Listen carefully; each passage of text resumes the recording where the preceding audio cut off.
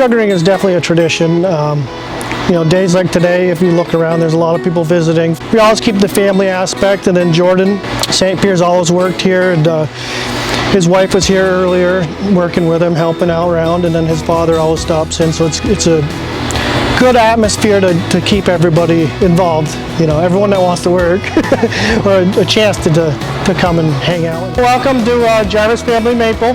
Right here is the start of our process here. The truck's back right up into here, and there's 3-inch sap pumps.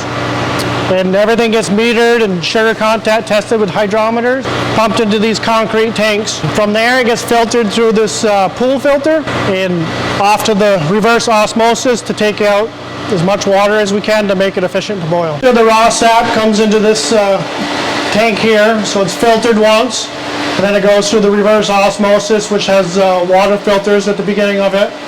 And then after that, the concentrate comes here, anywhere from 18 to 20%. So this is what's feeding the evaporators to boil down. So the raw sap right now is only testing about 1.5 to 1.6%.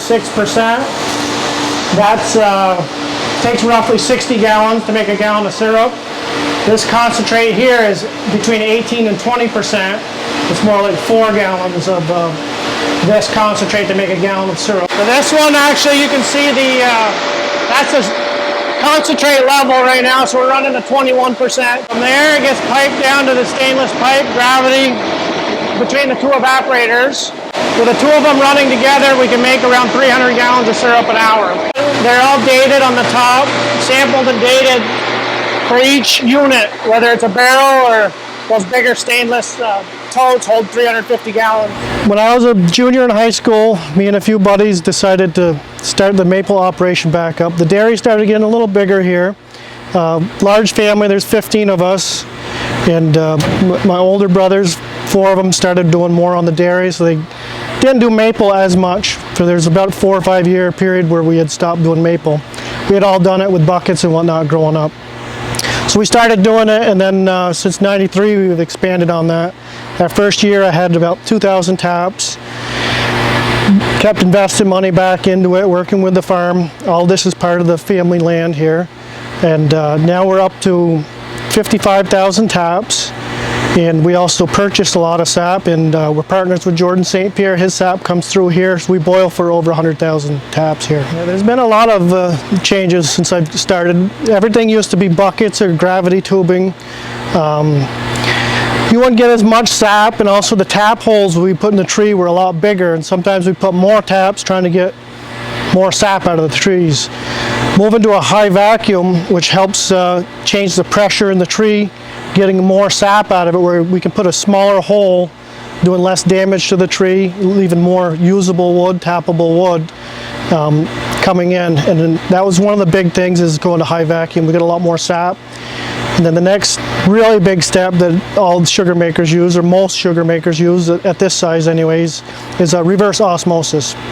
It takes out 85–90% of your water. In the old days, we didn't tap soft maples as much. They'd have a more water, lower sugar content generally, but now we're able to utilize those trees also for part of the operation. No, we stay pretty consistent. So the last couple years we made 42,000 gallons. And this year actually there's a few more of my relatives are getting into it. There's Nate and Katie Hale. Katie's my niece. They have a woods in Eden. They have almost 10,000 taps, so that's going to add to our operation here. And my brother Clement is running a portion of the woods of the farm. He's got 3,000 taps. So, and then behind the Boston Post Dairy, we started an LLC. So there's me and 3 sisters, the girls that run the store down there. That we're all partners in that LLC, and there's 9,000 taps in that woods.